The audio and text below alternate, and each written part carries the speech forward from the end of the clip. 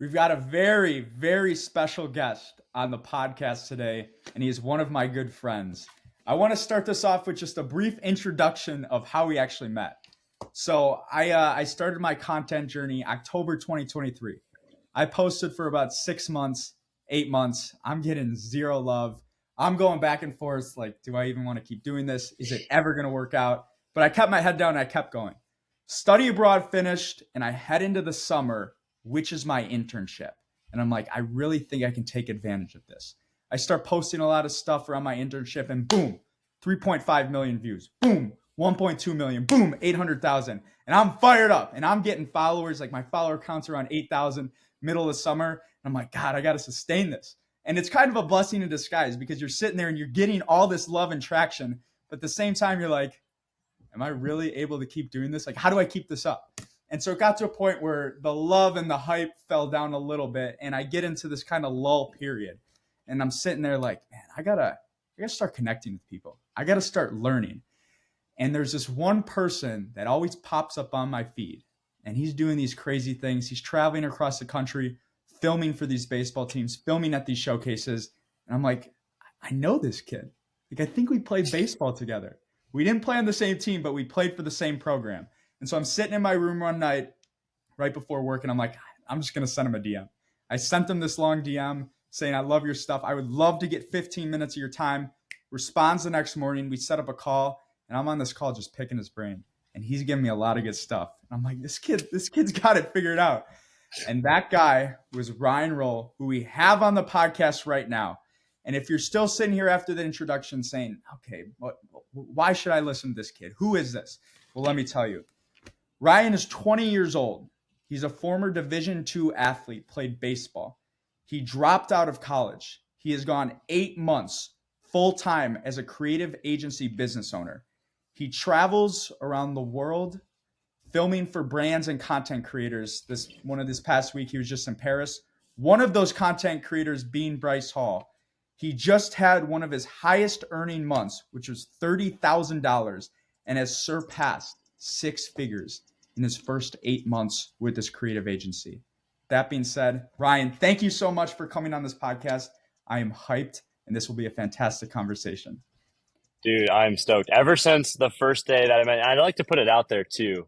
That first time I called you, I was on like my landline at home. Got no cell service out there, not even on my iPhone. I'm just spitting game to you over the phone on my landline at home. But nah, dude, I'm stoked to be here. This is gonna be really exciting.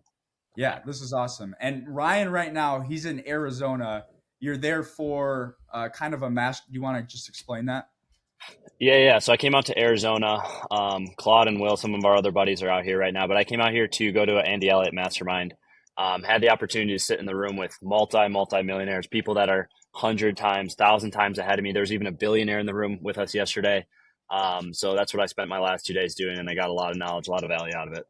Awesome. Well, we'll break some of that down. I think the first question that's very applicable.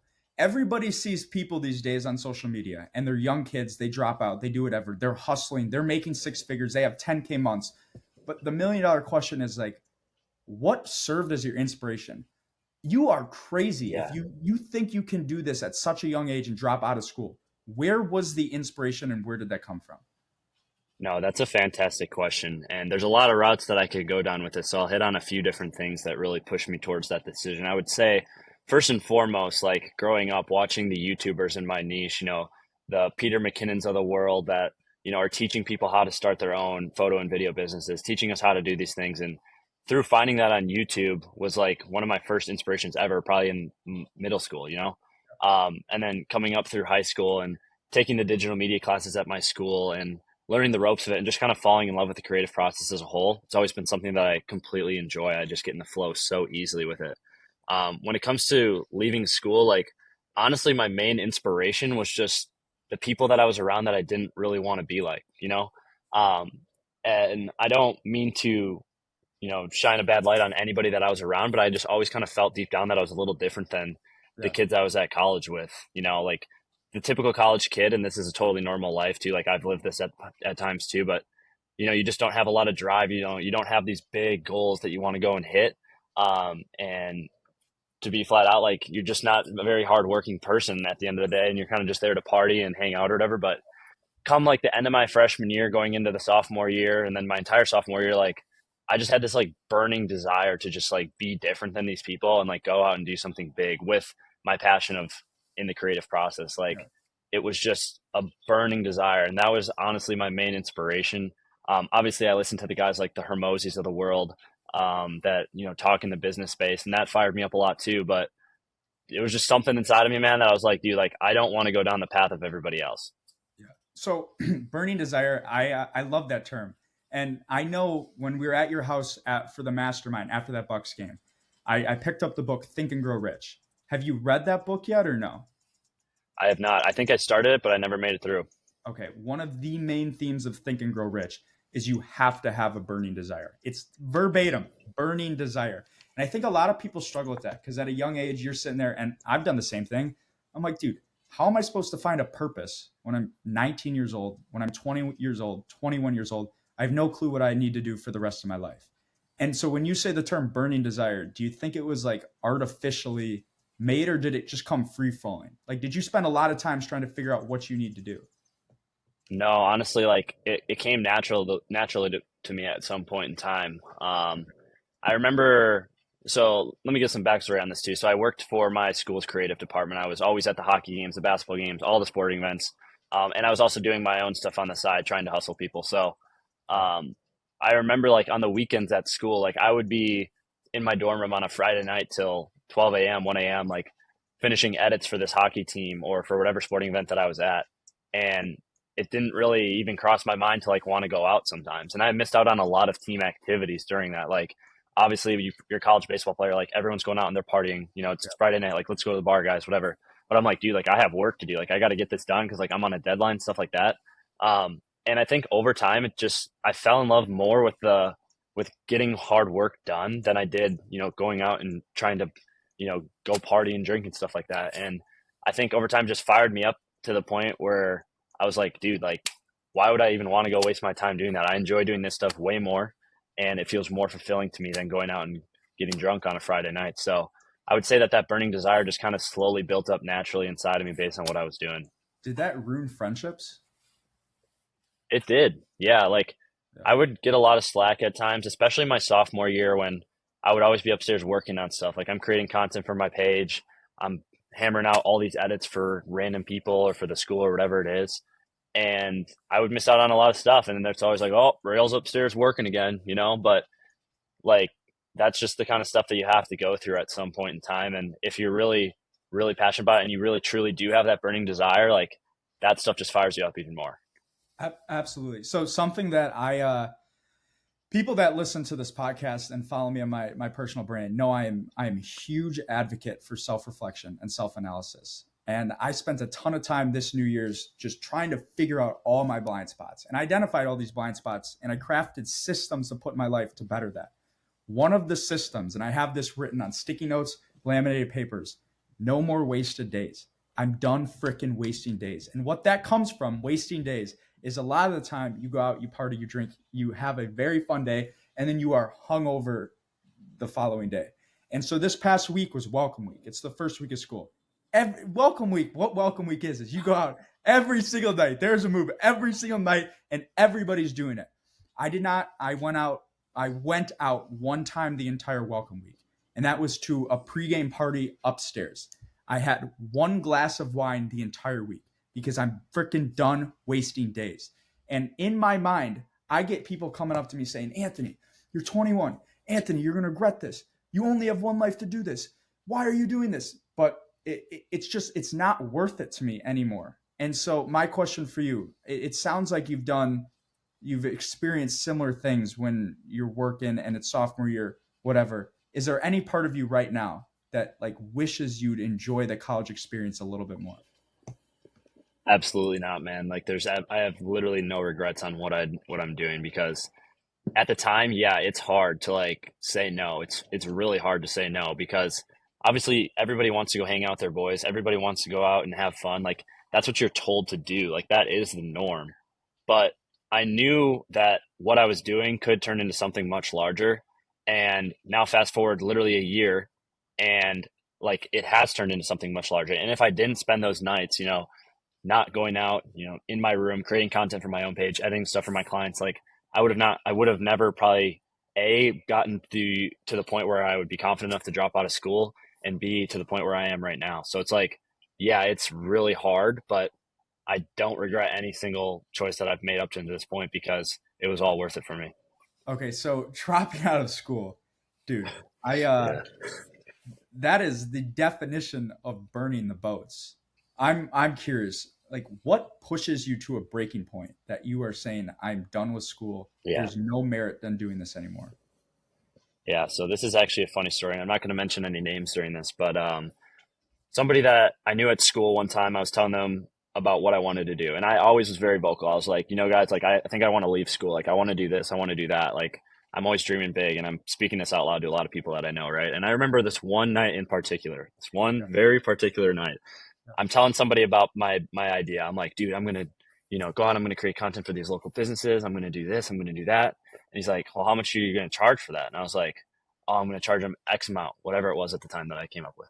And I remember he looked me dead in the eyes and he said, dude, nobody's going to pay you to do that. And from that moment on, I had a fire lit under my butt so hot that I was like, I will do anything in my power to prove this guy wrong. Right. And that's exactly what I did. And that burning fire under my butt is ultimately what led me to take the leap, because I knew that I was so mad and like pissed off that I was going to make it happen. I freaking love that. It's great. I have a laminated piece of paper. It's in my backpack. It's a list, and it says, "Who are your enemies?" And I've listed certain people in my life that have said or did things to me that just freaking piss me off. And I look at that 100%. sheet every single morning, and I say, "I will not let this person win." And so that goes to the topic of like motivation. I love asking this question to people. It's like when you think of motivation, there's difficult things, or there's different things. Like one type of motivation, you're fired up about what other people say, and you're just like, I will never let this person win. Second type of motivation, it could be legacy. It could be, I want to build something and it will just sustain even when I'm not here. Third type of motivation, this is particular to me. I'm always thinking like, man, I'm doing this for the future wife, for the future kids someday. They will live the best life possible. It sounds like your motivation right now stems from, damn, like I'm proving this person wrong. Is that how it always is for you, or do you dabble in some other things?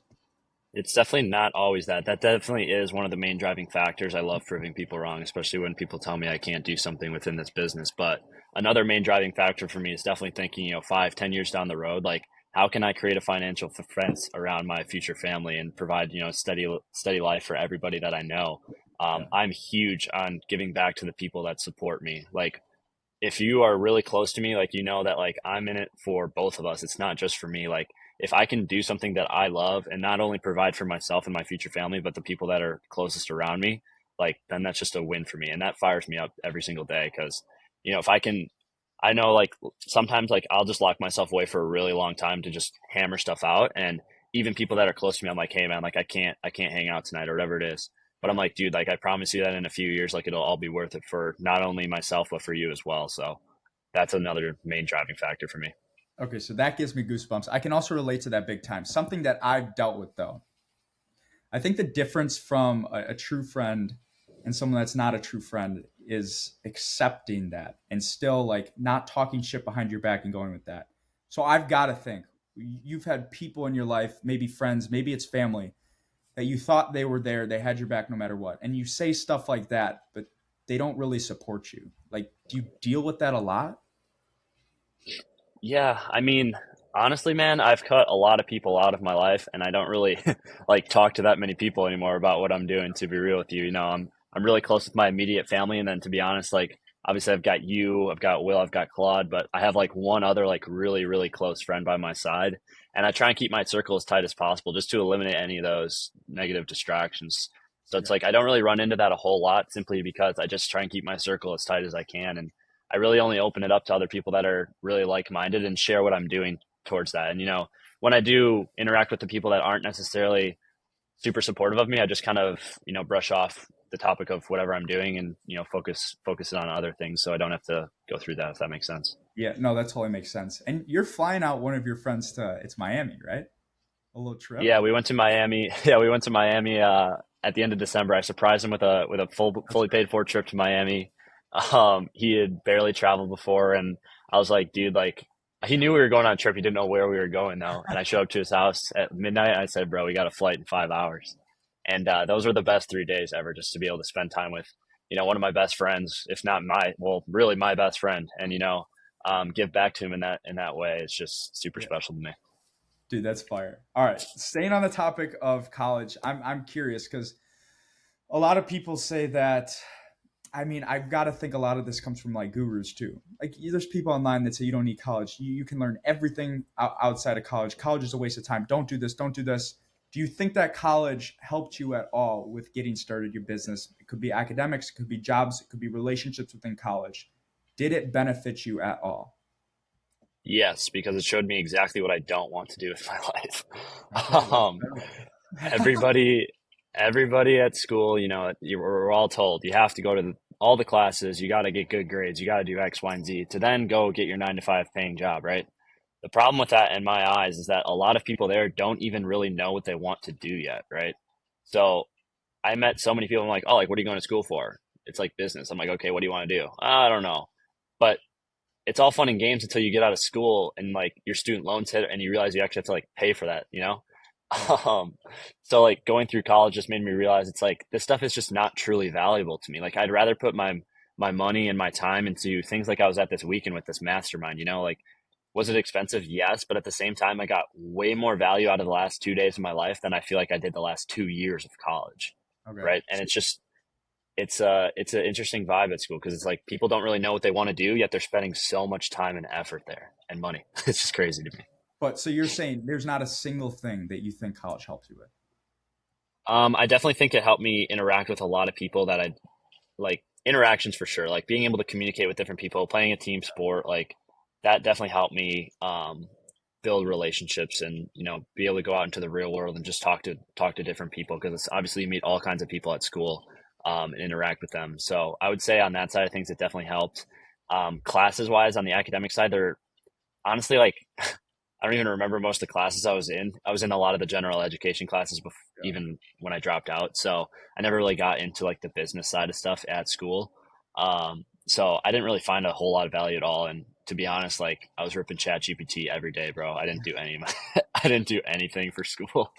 I mean, ChatGPT. I love ChatGPT, but Yeah. so Joe, my roommate, Yeah, we get in this conversation a lot, and he's a little less pro college, and it's the whole thing with the student loans, and a big thing he always says, he's like, well, people go to college, they don't even know what they want to do, like it's just a waste of time, and it's 4 year vacation. But I'm sitting there and thinking, like, let's just say you're in high school and you don't know what you want to do, you don't have your future going out.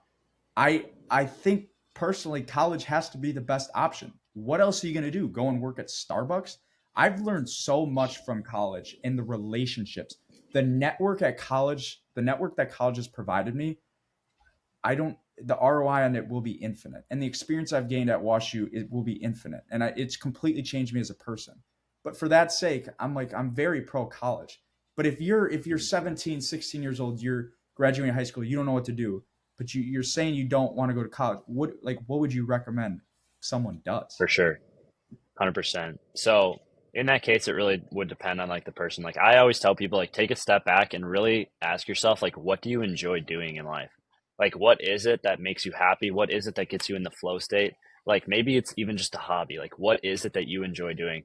And then think about some sort of way that you can potentially monetize that in the future, right?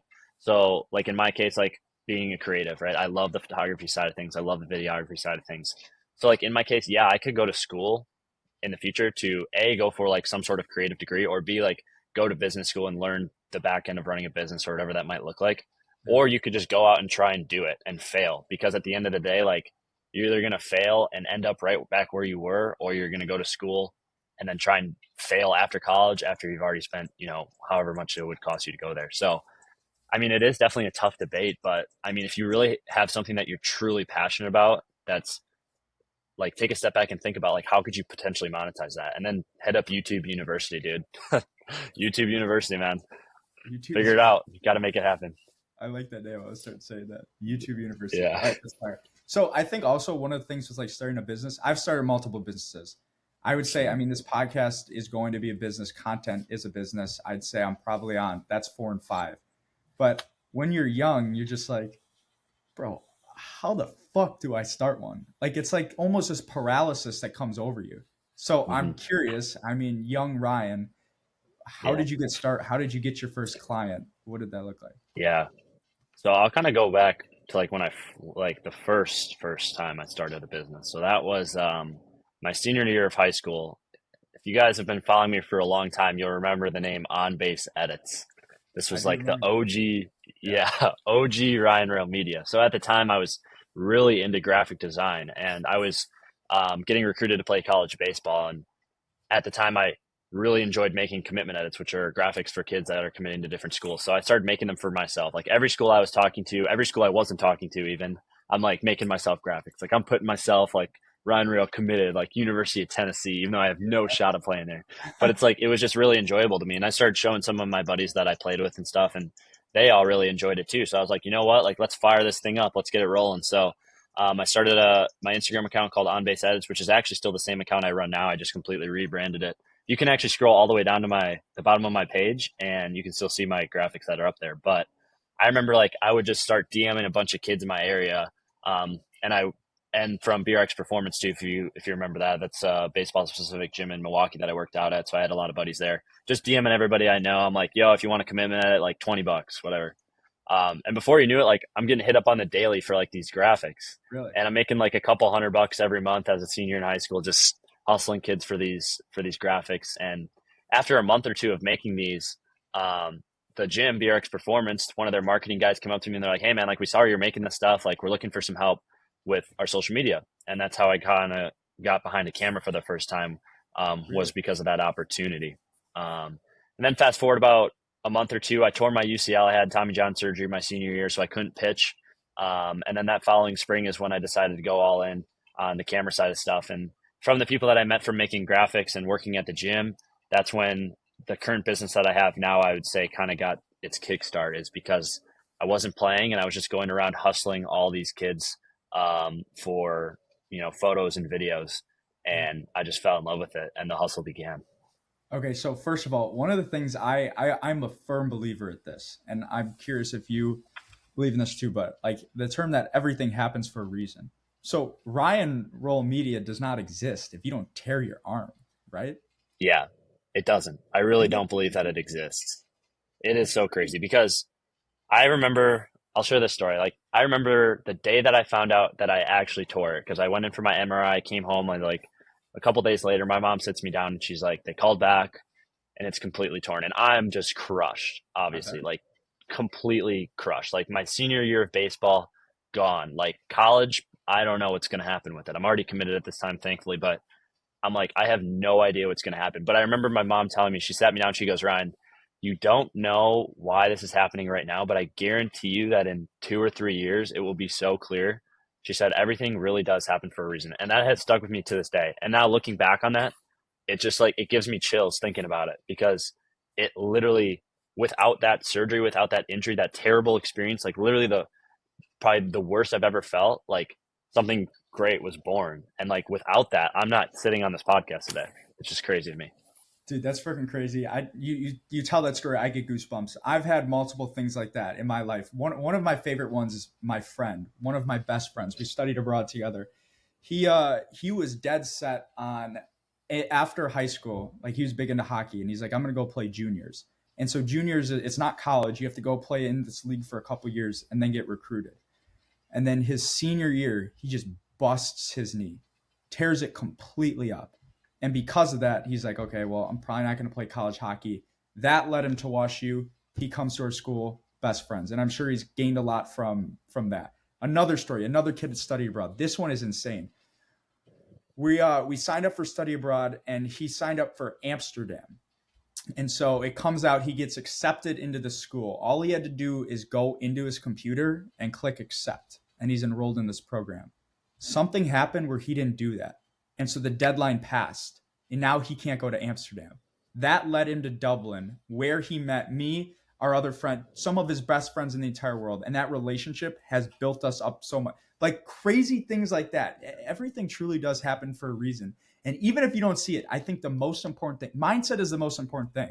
But it's just like viewing those things with a lens of optimism. I'm sure that you got to be a pretty optimistic person, and so you probably adopt that 100%. mindset all the time.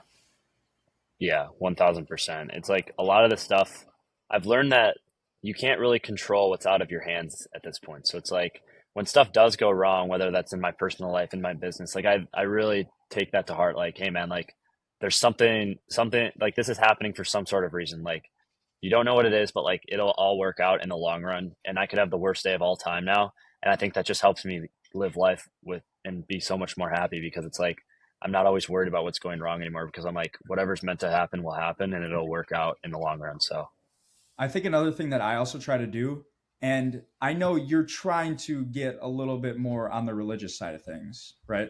correct. Yeah, that's Okay. correct. So, I mean, I'm Catholic, and I heard this from someone else, but every bit of adversity or something happens, and you're just like, dude, why is this happening right now? I look at it in the lens of God is testing you to see how bad you actually want it. This is a test from God. 100%. Are you truly about it, or are you just screwing around? Because God's gonna make you know. And every single thing, every setback, every failure, everything where I sit in my room at night and I'm sitting there just saying, dude, I don't know what's going on right now. Nothing seems hopeful. That is what comes into my mind, and it freaking fires me up. And I mean, I think that's one of the best mindsets that anybody could have. No, 1000%, 1000%. And at the mastermind I was at this weekend, every single coach in that training sales training academy that's there is they've all had extreme comeback stories. A lot of them come from drug addiction, and terrible things have happened in their life. But from that's shaped them into the person that they are today, and now they're able to impact millions of people. So it's like, yeah, you could be having a really shitty time period in your life right now, but what is that teaching you and what is that pushing you to do in the future, right? Like how many people are you going to be able to affect because you went through that down period in your life? And like me having TJ is nothing compared to what other people have been through, like Yeah, nothing. So but even with my story, like I'm now able to impact a lot of people through that and inspire a lot of people. So it's like you could be going through the shittiest thing on earth, whatever that might be, but like in the long run, like that could be used for so much good at the same time. completely agree. All right, back to the business. Let's dive into this a little bit. Yeah. I mentioned a couple of things. Works with brands, travel to Paris, film for Bryce Hall, 8 7-figure earners in rooms with us all the time. I think you may have touched over it, and I may know what this is, but I love the term light at the end of the tunnel. And what I mean by this, for me with this personal brand, my one goal, I wanted to build a personal brand, and by the end of 2025, I wanted to have 1,000 followers on TikTok. I was posting for 6 months and I was like, I don't think this is gonna be able to be true. I got like 100 followers. I'm getting 20 views per video, but it didn't matter. I just kept sticking with it. And then it was April 16th. I will never forget this day. April 16th, I'm studying abroad. I decide I'm just gonna film my Saturday studying abroad. I post it, wake up the next morning, 12,000 views. For the first time ever, I saw light at the end of the tunnel. And I'm telling myself, this could actually work out. What is your light at the end of the tunnel moment within your business? Yeah, man. Honestly, like that's a tough question for me because I feel like I've always sort of had that feeling inside of me because ever since I was even making like the commitment edits, like from the first time I ever started reaching out to kids, like there was somebody that was interested and wanted one. So like deep down, I always knew that it was possible. But the thing for me is that I never really knew in high school like how I could turn it into a real business. I always struggled with the fact of like, like how am I gonna like how can you actually make a living off of this? So I would say in recent times, like the light at the end of the tunnel is when I was able to finally land like a large retainer client, like a fatter contract with somebody, and it broke down a massive mental barrier. Like, oh my gosh, like this is actually possible. Like, I can do this thing. Um, and when I did that, I was like taken back for a minute, and I was just like, no way, I just did that. Like, what? Like that's not real. And then from that, I was like, well, let's go do it again, and let's do it again, and again and again, right? And that was what kind of opened my eyes to like, hey man, like this is, like you can make a large business out of this. You can make a living off of this and do really well with it. So it all just really came down to, one person giving me a shot at a big contract, and that was that. Would you mind sharing some of the coolest brands that you've worked with or creators? For sure. Yeah. So on the sports side of things, I've done work with Mizuno USA. So one of our most recent projects was their Dick's Sporting Goods shoot. So some of my photos are up in Dick's Sporting Goods across the country. Damn, I didn't I've know that. worked, That's awesome. yeah. I'm still on the hunt for them. I know they're up on the East Coast right now. I gotta head over there and go find one in person. But I've done a lot of stuff with Mizuno. They are absolutely fantastic. We've gone to a lot of their schools that they sponsored. We do a lot of shoots there. I've also done work with CS99 TV, who runs the Pottstown Scout team. If you're in the baseball world, especially in the youth baseball space, you'll definitely know who they are. They've got millions of followers across all platforms, and our entire goal is just to make the game of baseball fun again. So Yeah. I help them out on the creative side, and it's an absolute blast working with them. We always recruit, some of the top players in the class, and we just go run it up at a tournament. And then one of my other top clients right now, his name is Ethan. He runs a software company. He's 19 years old, super cool dude. But what I really appreciate about that relationship is that we became like really close friends through it, and we learn a lot from each other as we're going along here. So like, yeah, he hires me. We travel all over the place. We do all this stuff, but at the same time, like I learn so much, and I feel like I provide him a lot of value, and he learns a lot from me. And it's just like a win-win situation. And right now, those are kind of like the top things that I've really enjoyed doing most. Yeah, that's fire. What about just like your day in the life? What does a day in the life of someone who dropped out of college and runs a creative agency look like? Yeah. So it kind of depends. So for example, if I'm just chilling in Milwaukee, right? Like it's an off day for me, I've got some editing to do or whatever. I'll wake up around 10 or 10:30, which you're gonna be like, "Oh my gosh, what's up?" Right? But I'll hear me out on this. So I'll wake up, eat breakfast, hit the gym probably. And then from like 2 p.m. to probably 6 or 7, I'll do a lot of work. So that's editing, that's trying to find new team members to bring on, whatever the tasks are for that day. Around 7 p.m., I usually take a break, eat again. Sometimes I'll hit the gym at night too. And then from, I would say 9 p.m. to like 3 or 4 in the morning sometimes is like my prime time. Like that's when I'm either creating content for myself or I'm like really getting in the flow state and like really getting deep in work because at night, nobody's there to bother you. It's dark outside. There's no distractions. Like you can just lock in. So like my schedule is wonky, but like like the late night work sessions is where it's at. I'm telling you guys, it's crazy. Dude, that But is yeah, and then like if I'm traveling and stuff, like my schedule is completely different all the time. It really just depends on who I'm shooting for. Like sometimes it'll be a typical like 9 to 5, I guess you could say, where I'm shooting all day. Sometimes I've been up till 6 a.m. shooting for people. Like oh it's wow. been yeah, it really just depends on whatever we're doing and who I'm with, but there's Yeah. never really a set schedule when I'm on the road. I mean, so I know you went to Paris. I know another one that you went to was Vegas. And I mean, you're Yes. around some big names in Vegas and you're in rooms with some big earners. Do you want to talk about that trip a little bit and just what Yeah, it's like being around those absolutely. people? Yeah, so Vegas was definitely an interesting experience for me. So I pulled up and I had really no idea what to expect. I'm working for this guy. His name is Jerry. He does viral marketing for a lot of massive influencers in the gambling space and just influencers in general. If you guys know like pages like World Star, like he's the one that gets people on those pages. So there's a lot of massive names that work with him. He's tight with Bob Menery. He's tight with the Bryce Halls of the world. Steve will do it. Like all these massive creators that are out hanging out in Vegas. And like next thing you know, I pull up and I'm just in the casino in Vegas with my camera and I'm watching Bryce Hall, put 30K on a blackjack hand, and I'm just like, what's going on here? It's it was wild, man. And that's when I said like I've been up till 6 a.m. Like I was up till 6 a.m. filming Bob Menery playing slots one day, and that was an interesting night to say the least. Because I mean, I grew up watching Bob Menery on his Instagram, the Yeah. sports commentary videos and whatnot. Um, but Vegas was awesome, dude. It was being in the room with people that are, massive influencers is really an interesting experience. I will say though, it is different than being in the room with people that are massive business owners. Like there's definitely a difference between being, a social media influencer and a massive business owner, just the way that they carry themselves and the way that we're able to talk to each other. Like with influencers, it's way more chill. Like we're all just hanging out, they're playing blackjack, it's a good time, whatever. And then when you get into the rooms with the massive business owners, Yeah. it's a little bit more professional, more serious, which is also super cool. So yeah, man, that whole trip as a whole was crazy. Okay, so I mean, you said you're in a room with a billionaire, multimillionaires. I Yeah. that stuff like interests me a lot, and I'm curious if you could talk about like how do those guys present themselves? What's it like being in a room with those people? Are they listening? Yeah, Are they speaking more? What's their posture like? How do they command the room? What does those things look like? for sure. So yeah, so last night I was at this dinner where I was with these multimillionaires. I know there's at least one billionaire in that room. And when you go up and talk to these people, like you wouldn't really guess that they have, millions and millions and millions of dollars. Like obviously you know that they do well, right?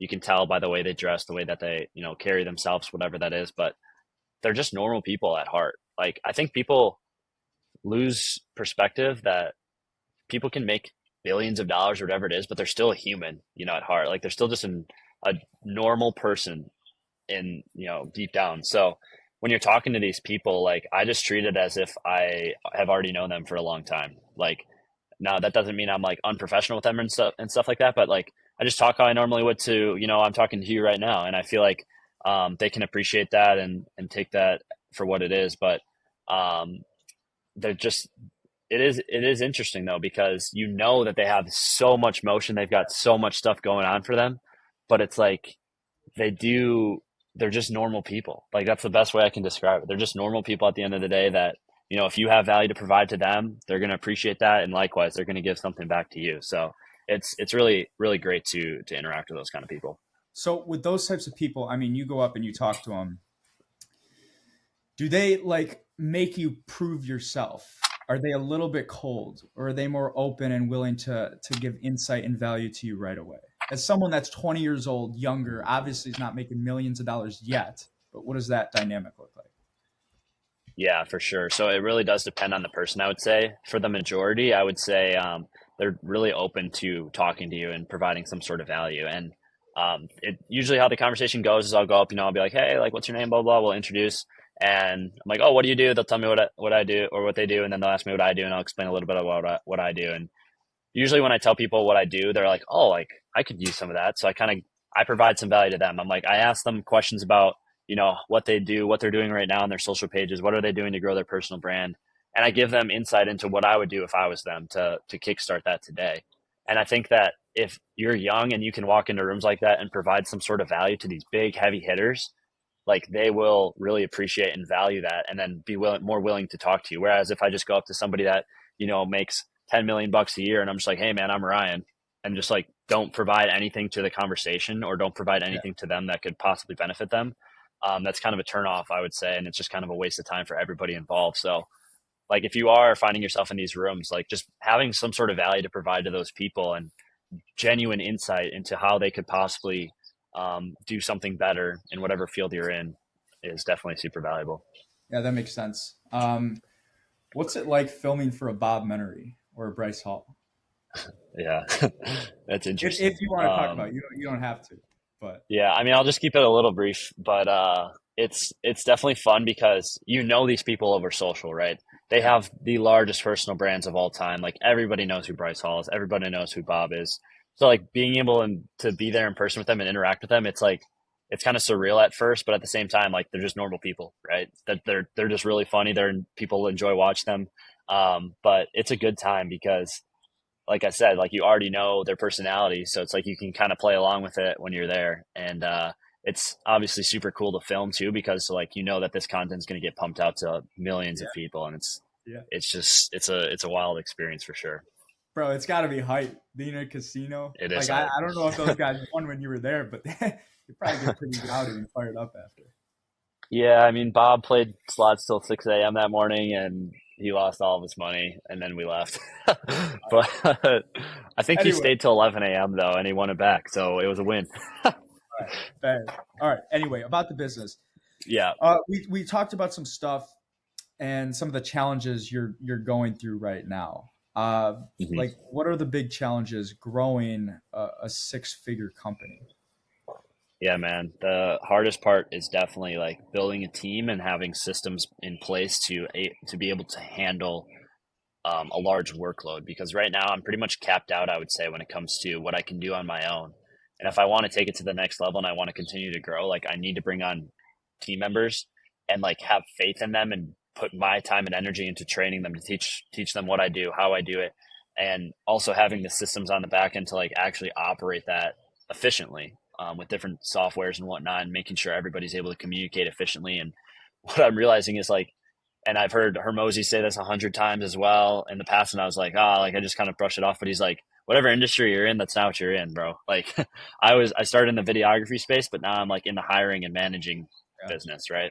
Because Yeah. I have to go out and I have to find these people and I have to train them and all these things. So I would say that's the biggest challenge that I'm facing right now, but it's also really fun because it's just another part of the game. It's just like a big puzzle that you got to put together to build this thing.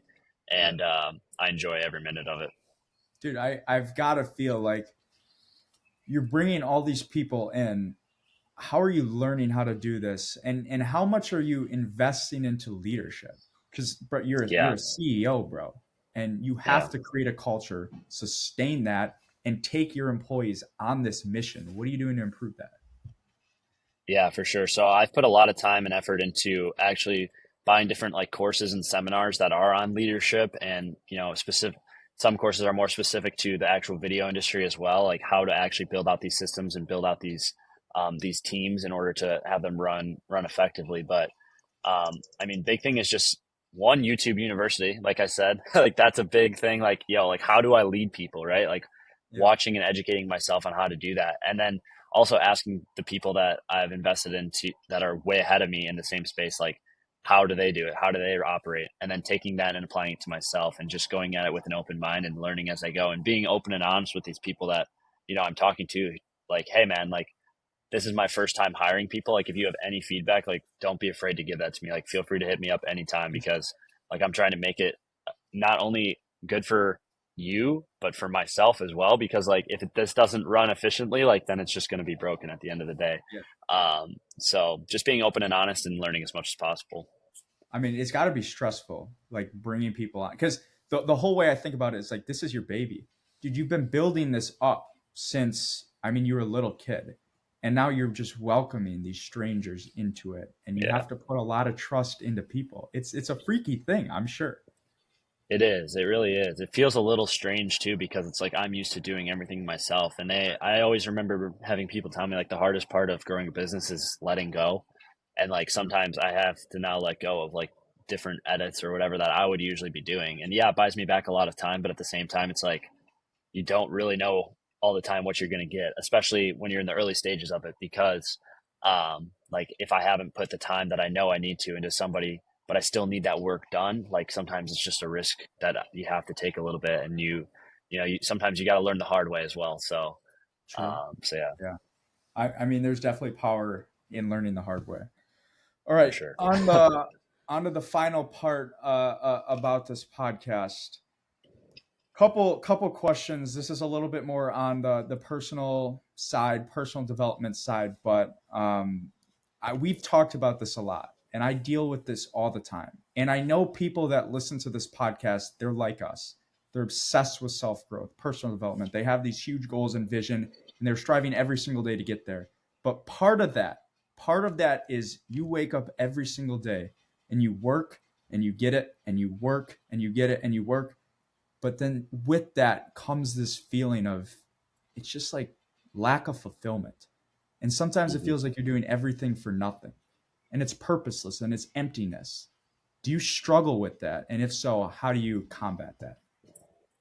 1,000%, man. Like you said, you mentioned earlier, like my highest month in December was 30K, and that was when I felt the most unhappy because I had done so much. But then you get to this point where you're like, oh my gosh, I hit this big goal, but it's like for what? Like you ask yourself, you step back, you're like, what was the purpose of it? Like, what is the reasoning behind it?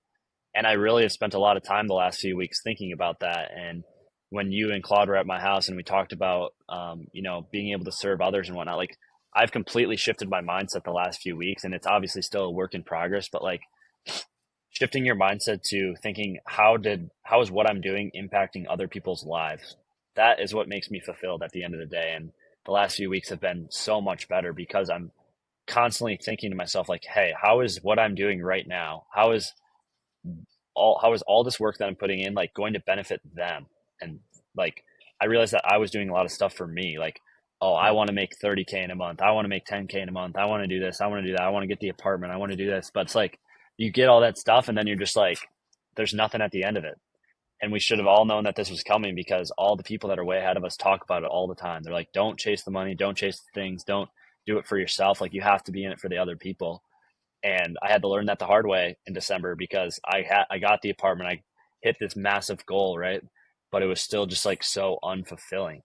And now the last few weeks after I've completely shifted and really tried to focus in on how am I serving other people? What can I do to help somebody else today? It just feels way better to do big things, way Why better. do you, And I feel why do like you, I'm just a what's that? why do you think it feels better? I think it feels better because like I'm learning that I genuinely enjoy like impacting other people's lives, whether that's my clients' lives, whether that's people that follow me on social media, like providing value to people that aren't even working with me, that are hitting me up, asking me questions, whatever that is, like something about it just like makes me feel fulfilled on the inside. And I think that that's all worth it. And then when you are able to do that and like truly be invested in that other person that you're trying to help, all the other things come along with that because Yeah. people will trust you more. People will want to hire you because you genuinely care. And it just makes the whole thing easier. That one term, what is it? It's our term, develop a love for all humanity. I made a podcast a while back. 100%. It was which one was it? It was, I think it was 7 things I did to transform my life. And I gave the story of what happened the night of the Bucks game with us. We go to this Bucks Hmm. game. We just wanted to hang out. We're like, dude, I don't actually want to watch a Bucks game. So we go upstairs and we're sitting around Yeah. a table, just listing off desires, struggles, this, that, this. And we start trying to help each other out. We go back to his apartment and we get a whiteboard and just start trying to get to the root cause. And I didn't tell everybody what that root cause is, but what that one root cause is that all of us were struggling with. And there's one thing common between all three people on completely different paths. It was our main focus for this next year is to develop a love for all humanity, to serve others, to take all the internal selfishness and glory for yourself and project it onto other people. And it's helped me out a bunch. And that makes me up, motivates me. I say a prayer before this podcast asking the Lord to help me be an effective communicator, allow me to ask you good questions, to serve other people, to provide information. It's all reframing and it helps everything. I don't know about you, man, but like ever since that conversation we had, like it's just been a totally different ball game. Like every time that I get into a rut and I'm like, oh, I don't want to do this, or like, oh, it's not fun right now. I think like, how is what I'm doing going to help this person out? Like, how is this going to change their life in the long run? And it's just like, it just fires me back up again, dude. It really Absolutely. does. And it's a complete game changer. I don't know if you felt the same way. It's been wild, man. 100%. And like part of that is I talk about the concept of a mastermind all the time. And we have a Mhm. little mastermind alliance, Ryan, and then one of our friends, Claude. What do you think the mastermind has helped you most with? Man, honestly, like it's just been finding the circle I didn't know I needed. Like I talked about last year how I was, at school, I was around a lot of people that didn't really have big goals, didn't really want to go do big things. And then I didn't really even know there were other people that existed like me, you know? And then all of a sudden, Claude and AG fall out of the sky into my life and I'm like, this is what I've been looking for, right? Like this is what I needed. And having masterminds like that and having other people in my life that are tight and like want to go do big things like that, it's a complete game changer because it breaks a lot of mental barriers and Yeah. it there's you have like a true support system around you. Well, that's the biggest thing. I think one of the best things about support, this also ties into faith. It's like knowing no matter what, there's always someone out there that is going to look you in your eyes, shake your hand, and say you're doing the right thing. No matter what happens, no matter how many failures, how embarrassing it is, how many people talk shit to your face and behind your back, you know there are people out there on the same journey as you that will have your back no matter what. It's the best feeling Exactly. in the best feeling in the entire world, and it's essential. 1000%. It really is essential. Like without that, I don't think I would nearly be able to do what I do today because you'd just be constantly stuck up in your own head and there'd always be people telling you like that what you're doing isn't right or isn't going to be the path for you. Like there's always going to be people trying to take you off that path. But like when you have those people that truly believe in you and are truly there to help you, it's just a totally different ball game, man. It's like it feels like anything is possible when you're talking to them and even when you're off doing your own thing, just knowing in the back of your head that they're there to support you. It's also just like it's an accountability thing. Like we have the thing. So what we do every single morning, we have to send each other a journal in entry. It's a system that we put in place to allow ourselves to prime and remind ourselves to develop a love for all humanity, to serve others. And we send this every single day. It's accountability system too. It's like if I tell you I'm going to do something, I've got two guys there saying, you better fucking do it. Otherwise, what the hell are you doing? And I think when you surround yourself with like driven individuals, like, dude, you don't want to let them down, because at some point, if you don't uphold your end of the bargain, and if you're not on the same wavelength, you kind of, it's cut out. Like, I think that's how the circle works. Like, you don't want to associate with people like that anymore, because it kind of just drags you down. And so that's another Exactly. huge part of the Mastermind Alliance that I freaking love. 1000%. I love the accountability side of it too. And like you said, it just pushes you to actually go do the things that you say you're going to do. And Yeah, that's a bit the biggest thing. absolutely. All right, last question.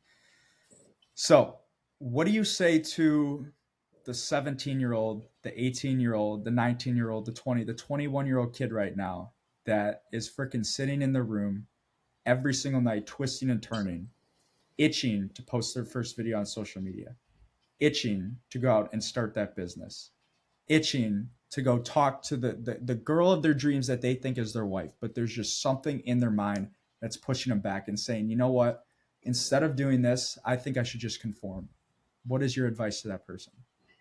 Dude, just fucking do it, bro. Just do it. Like the number one thing you can do, I tell people this all the time, is just start whatever it is that you really want to do in life. Because yes, as soon as you start, you're going to get the hate, you're going to get flack from people that are around you. But in a year from now, 2 years from now, you're going to look back and be like, damn, I'm glad that I took that action when I did, because I just saved, the last 2 years of my life, and I'm 2 years ahead of where I am, where I could have been. So like, you just have to actually do it. Like, starting is the hardest part, but once you start and you even just see the smallest amount of momentum, that will just push you through, and you will find yourself so far ahead of where you think you can even go that it will be completely life changing for you. Everybody makes fun of you until they see you're serious about it, and until they see that you are actually getting Exactly. results. And no matter what, everybody listening to this, if you made it to the end, good for you. You will have two people right here that no matter what, we will look you in your eyes and shake your hand and say, keep getting after it. So you got two people here that support you. So with that being said, thank you guys so much for listening to Gross Potential. Ryan, it was an absolute pleasure to have you on. This is going to be one of the leading guys in the creative agency industry. So pick his brain right now. You guys have a competitive advantage. But that sums it up. Thank you for joining, Ryan. Absolutely. I'll be back. We'll do this again. Good.